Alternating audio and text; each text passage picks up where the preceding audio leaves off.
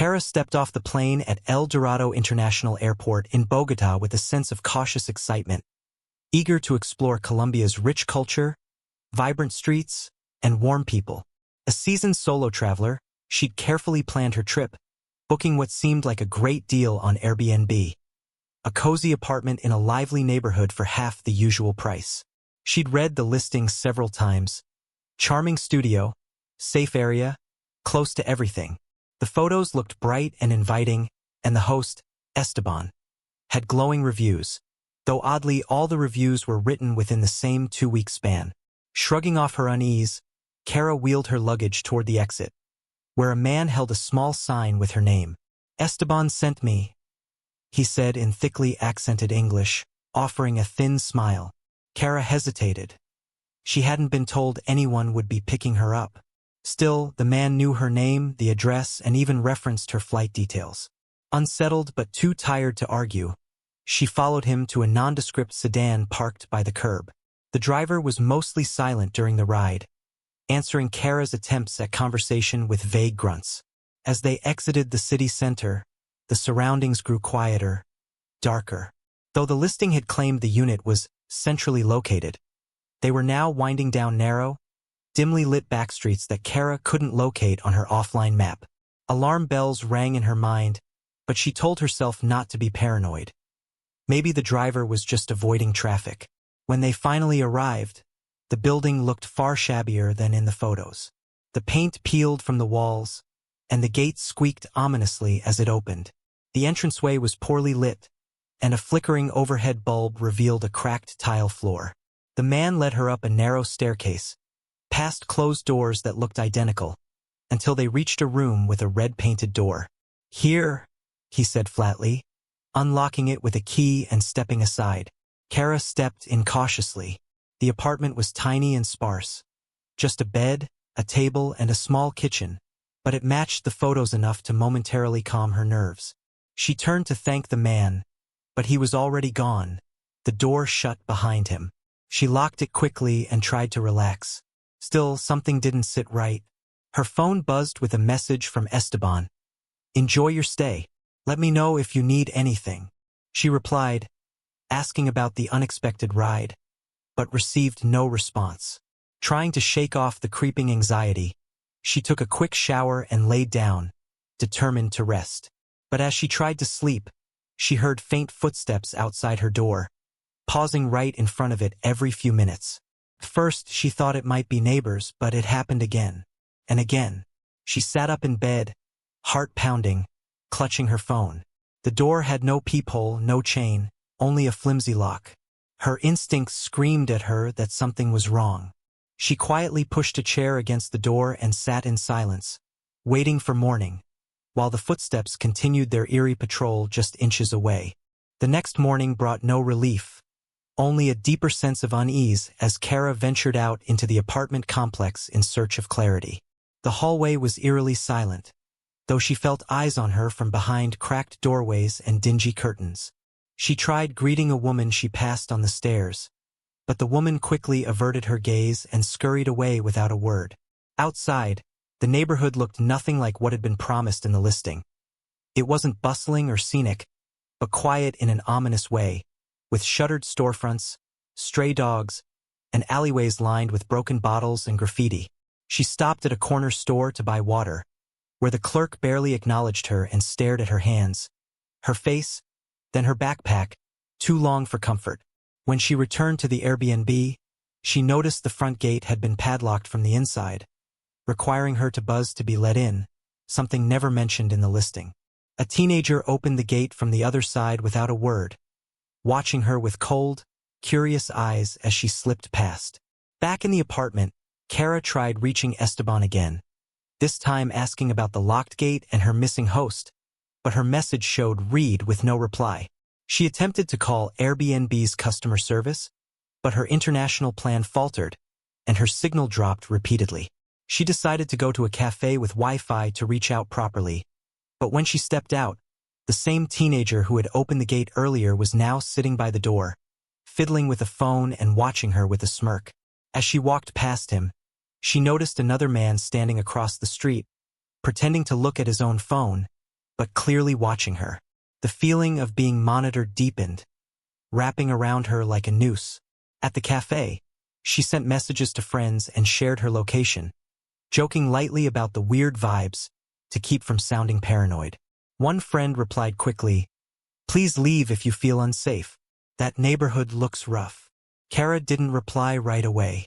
She wasn't sure if she was overreacting or if her gut was screaming because something truly sinister was happening. Back at the apartment, she found the front gate ajar, and inside the stairwell, the light had been smashed, plunging the corridor into darkness. She hurried up to her door, only to notice that the chair she'd left against the entrance inside was no longer where she'd placed it. Her stomach dropped. She unlocked the door slowly, stepping in to find her backpack had been moved slightly on the bed. Her toiletries were no longer in the same place in the bathroom, and a window in the kitchen, which she had closed before leaving, now stood open. Panic seized her as she locked the door behind her, then pushed the chair back under the handle and sat down, hands trembling. She scoured the room for hidden cameras or signs of tampering but found nothing conclusive. That night, the footsteps outside her door returned, slower this time, heavier, sometimes pausing for several minutes. Once someone tried the handle. She froze, holding her breath, watching the knob jiggle softly before it stilled again. Whoever was outside stood there for almost 20 minutes before finally walking away. At 3 a.m., she began to pack. She couldn't sleep, couldn't risk another night. But when she opened her Airbnb app to check the reservation and contact support, she found the listing had disappeared, completely erased. No record of Esteban, no address, no booking history. Only her messages remained, showing unanswered pleasantries and her growing concerns. She stared at her screen in disbelief, her heart pounding louder than the occasional footfalls echoing in the hallway. She checked her messages again, and this time she saw something new. A message from an unknown number on WhatsApp, reading only, "Don't leave." Her breath caught in her throat. That number wasn't saved to her contacts, and she hadn't given it out to anyone since arriving. She turned off her phone in a panic and sat in the darkness, listening to the sounds outside her door grow louder, closer. The sense of being trapped, of being watched from every shadow and every silence, had now become unbearable. She realized she had no idea where she truly was, who these people were, or how far she was from help. The third day began with an unsettling silence that seemed to press in from every wall, as if the entire building were holding its breath. Kara woke after only a few hours of restless sleep, her eyes heavy but her senses sharp with adrenaline and dread. She avoided the window, unsure who might be watching from the street below, and double-checked the locks on the door, though the flimsiness of the bolt offered little reassurance. Determined to find answers or at least someone she could trust, she ventured out cautiously, this time without making eye contact with anyone she passed. Her plan was to walk until she found a hotel or a police station. Anything. But she hadn't made it far before she was intercepted by the man who'd driven her from the airport. He stood casually at the corner of the street, smoking a cigarette and nodding at her as if they were old friends. Kara froze. He beckoned her over with a hand gesture, but she turned and quickly walked in the opposite direction, heart racing. She ducked into a side street, not knowing where she was going, weaving through alleys and residential blocks until her surroundings blurred into a maze of cracked pavement and shuttered windows. She finally stopped to catch her breath near a small, dilapidated storefront where an older woman was sweeping the steps. Kara approached cautiously, using broken Spanish to ask for help, and for a moment, the woman's face softened, until Kara mentioned the building she was staying in. The woman's expression changed instantly, her eyes darkening with fear as she crossed herself and muttered, "No buena gente, peligroso." Kara understood enough to know it meant bad people, dangerous. The woman hurried inside without another word, slamming the door. It was the first confirmation Kara had that something truly evil was happening. She made her way back, shaken, and began to search the apartment thoroughly. Tapping along the walls and lifting ceiling tiles, she finally spotted a tiny lens embedded inside the smoke detector, blinking faintly. Her stomach twisted. She unscrewed it and found wires feeding into the ceiling, far more advanced than a regular detector. She scanned the room more closely and uncovered another camera, this one hidden in a decorative air freshener pointed directly at the bed. That night, she didn't sleep. She dismantled what she could, stuffing the cameras into a drawer and covering others with towels. But the damage was done. Whoever had placed them had already been watching. The next morning brought another shock. A knock on the door, louder than before, more insistent. Kara froze, not moving, her breath shallow. The knocking continued for a full 2 minutes, then silence. She waited another hour before creeping to the door and listening. It was quiet, but when she peered through the small crack between the door and the frame, she saw a folded note on the floor. She picked it up with trembling hands and read the chilling message. "Pretty girls like you don't get to leave." It was handwritten in English, each letter etched carefully like a threat carved in skin. Kara dropped the note, her body trembling with horror. She backed away from the door and began throwing her belongings into her backpack, unable to take it anymore. But when she opened her passport holder, it was empty. Her passport, driver's license, credit cards, everything was gone. Only a scrap of paper remained, with a single word, owned. She collapsed onto the bed, sobbing, the reality crashing down in full force. This wasn't just a scam or a creepy rental, this was a trap. And she was the bait. They'd been watching her since she landed, tracking her movements, waiting for the right moment. Her identity had been erased, her presence made invisible, her freedom already stolen in ways she hadn't yet understood. She paced the small room like a caged animal, fighting rising panic, knowing she had to escape before she disappeared completely. In desperation, she pulled up her VPN and opened the dark web browser a friend had once showed her, not to browse, but to find a signal, any signal that might connect outside the normal grid. She found a single Wi-Fi network with a strange name and no password, La Bodega 7.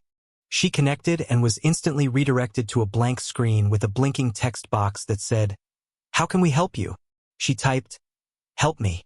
I'm trapped. Bogotá. Airbnb." Then the screen went black. Seconds later, a new message appeared. "We see you." She dropped the phone and screamed, the final confirmation that everything in this place had been orchestrated. Every step she'd taken had been part of a web, and she was tangled deep in it now, a fly about to be devoured. Kara didn't know how long she sat in stunned silence, staring at the black phone screen as though willing it to erase the message she'd just seen. Her mind raced, colliding with itself in a frenzy of panic, logic, and pure instinct screaming at her to flee before it was too late. She tossed the phone aside and returned to the kitchen window, trying to assess the alley below, where trash bags lay slumped like bodies and a rusted fire escape zigzagged across the adjacent wall. Her unit was on the 3rd floor, low enough to jump, high enough to break something if she landed wrong. She opened the window fully, testing the rusted frame, and leaned out to examine her options. The rooftop to her left looked reachable if she climbed through the hallway window and up the exterior piping. But the thought of leaving the relative safety of her room for the shadows outside filled her with dread. Still, staying was no longer an option. She stuffed a few essentials into her backpack. Some money she'd hidden in her sock, a folding knife, a water bottle, and shoved the stolen cameras into a pillowcase as evidence. She tied her hoodie around her waist, laced her boots tightly, and stared at the door one last time before slipping out the window and into the rising heat of the Colombian morning. Her grip on the window ledge trembled as she lowered herself onto the piping, feet scrabbling for a foothold, the metal groaning beneath her weight. She climbed upward slowly, every creak echoing in her ears, until she reached the rooftop's edge and hauled herself over, scraping her palms and tearing her jeans in the process. The roof was littered with old satellite dishes and broken chairs, but it offered a clear path to the next building. She crouched low and ran across the rooftop, ducking behind ventilation ducts as she moved. When she reached the next ledge, she peeked over and saw a courtyard filled with broken furniture and 2 men in dark shirts standing idly near a side door. One of them was the same man who'd driven her from the airport. Her breath caught in her throat as one of them looked up toward the roof, forcing her to duck out of sight. She waited, body trembling, until the sound of their voices faded. Carefully, she backtracked, leapt to the neighboring building, and found a maintenance hatch partially ajar. Crawling inside, she entered a dank stairwell and descended quickly, hoping to find an exit. On the second floor, she burst into a dusty hallway and followed it to a rusted service door, which she kicked open to reveal a quiet side street. She didn't stop to think. She ran. Her legs burned and her lungs felt like fire, but she ran anyway, weaving between parked cars and trash bins, not looking back until she reached a crowded intersection. The noise and chaos of downtown Bogotá enveloped her, a disorienting contrast to the silence she'd escaped. She ducked into a market and hid behind a stack of fruit crates, trying to calm her racing heart. She knew she couldn't go to the police nearby. She'd heard horror stories of corruption, of traffickers paying off local officers. But she needed help, and she needed it now. She asked the vendor in broken Spanish where the U.S. Embassy was, pretending to be a lost tourist, and he pointed vaguely north. It was miles away, but she started walking, blending into the crowds as best she could. She used the reflective windows of shops to check for tails, her paranoia growing with every step. She passed through unfamiliar neighborhoods, crossed highways on foot, and finally reached an upscale district where embassies loomed behind high walls and iron gates. By the time she found the U.S. Embassy, she was filthy, exhausted, and shaking. The guards eyed her warily until she held up her passport holder and cried, "Help me, please!" One of them called someone over, and after a few tense moments, she was ushered inside. There, in a cold white room with humming lights, she told her story to a stone-faced consular officer who listened without interrupting, his expression unreadable. When she finished, he quietly asked for the address of the Airbnb, which she gave him along with the pillowcase full of hidden cameras. He left without a word, and she sat in silence for what felt like an eternity, wondering if she would ever be believed, or worse, if the nightmare was far from over. Then he returned with another officer, who told her gently but firmly that she'd stumbled into the middle of a suspected trafficking ring that the embassy had been monitoring for months. Her skin went cold as ice. She hadn't been paranoid. She had been prey. The Airbnb listing had been a lure, the apartment a cage, the men in the street the handlers, and every second she'd spent there had brought her closer to vanishing. The hours that followed were a blur of sterile hallways, guarded doors, and whispered conversations in Spanish that Kara couldn't understand. She sat in a secure waiting area inside the embassy, wrapped in a scratchy blanket someone had given her, her hands still trembling as the reality of what she had survived began to sink in. Her mind replayed every moment. The footsteps at night, the missing passport, the hidden cameras, as though they were scenes from a horror film starring someone else. A woman from the embassy's victim assistance unit arrived with a cup of coffee and a calm, steady voice, explaining that Kara would be placed in a safe house for the night until they could arrange her return to the U.S. The idea of leaving the embassy, even temporarily, terrified her, but the woman assured her it would be secure and closely monitored. They exited through a back door into an armored vehicle with blacked-out windows, flanked by 2 armed security agents. Kara didn't speak during the ride, too drained to ask questions, too afraid that the nightmare might not be over. The safe house was located in a heavily patrolled neighborhood near the Zona Rosa, its unmarked exterior concealing reinforced walls, bulletproof glass, and 24-hour surveillance. Inside, she was greeted by a trauma counselor and a translator who walked her through the process of giving a formal statement. With every word she recounted, the trauma surfaced again like jagged glass. What she saw, heard, smelled. How she felt when she realized she wasn't a guest but a commodity. The counselor reminded her to breathe, to take her time, to pause when needed, but Kara powered through, determined to leave no detail out. She described the teenager who watched her from the stairwell, the man who picked her up without warning, the message on WhatsApp that chilled her blood, and the final note left outside her door that erased any doubt. Each word she spoke gave the investigators more fuel, more evidence to crack the operation open. The next morning, 2 embassy officials informed her that local law enforcement, with support from an international task force, had raided the building where she had stayed. She leaned forward, heart hammering, desperate to hear what they'd found. They told her that 5 women had been discovered inside, all held in separate rooms without identification, communication devices, or knowledge of where they were. Some were too frightened to speak, others too traumatized to move, and at least one had been missing for months. Kara's information had provided the final piece needed to authorize the raid, and she had unknowingly saved those women's lives by escaping. The weight of it all hit her like a crashing wave. Relief, guilt, disbelief, and she broke down for the first time since she'd fled the apartment. The counselor held her hand as she cried, whispering that she was safe now, that she had done something incredibly brave, something many others couldn't. Kara stayed in the safe house for 3 more days, during which she was monitored closely, given time to rest, and gradually introduced to the steps for returning home.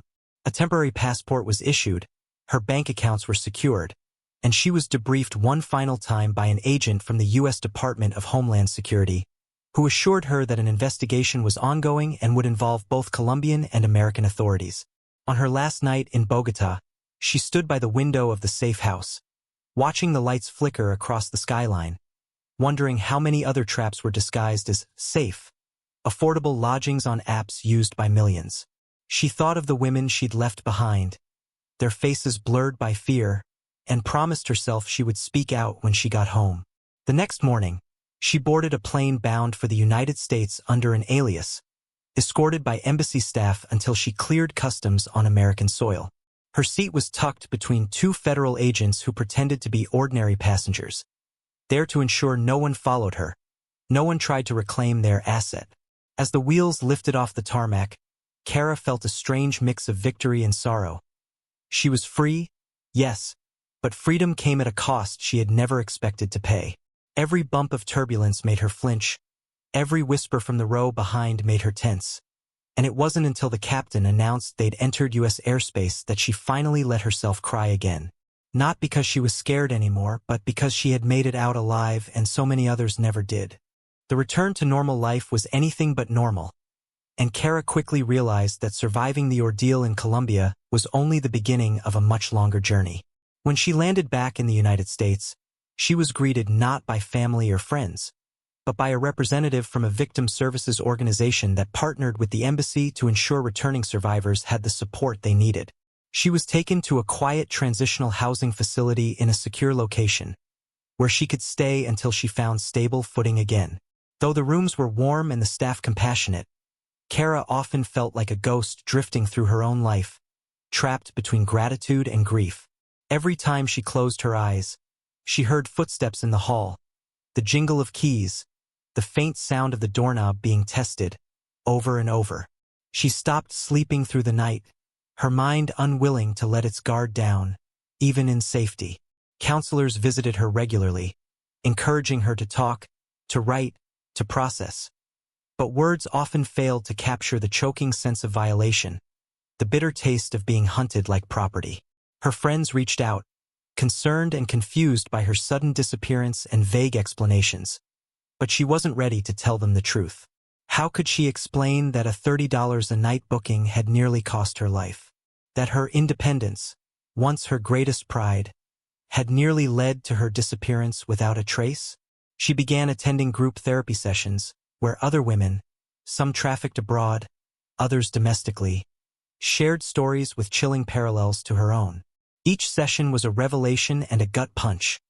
Each voice echoed her own pain, but also her strength. Slowly, through their shared survival, she began to rebuild.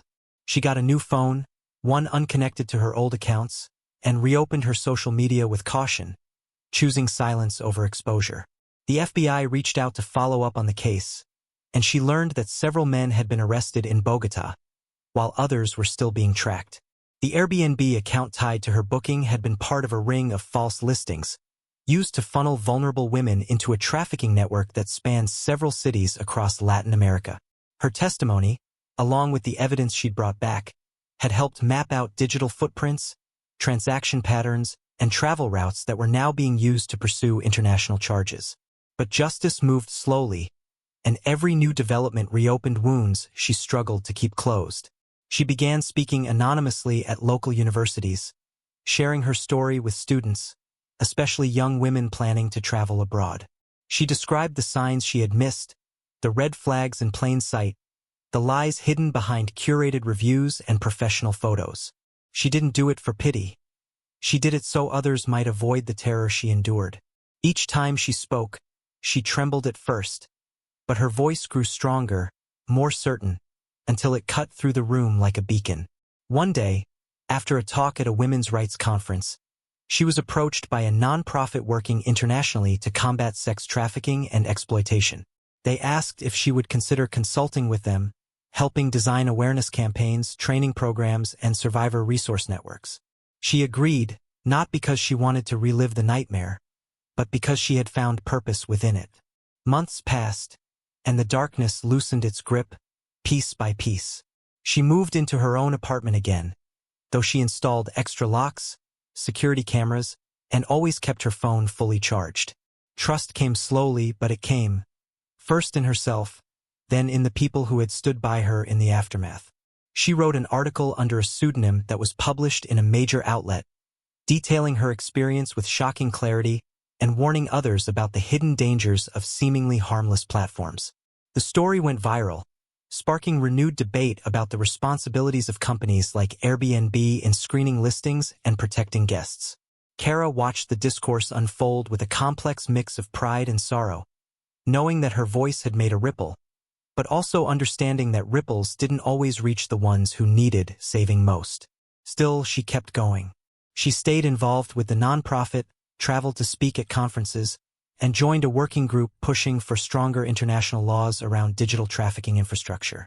The memories of Bogotá never fully left her, but they stopped controlling her. They became scars instead of open wounds, permanent but no longer bleeding. On the anniversary of her escape, she lit a candle in her window and whispered a silent prayer for the women still trapped in places without windows, without escape routes, without embassy doors to run through.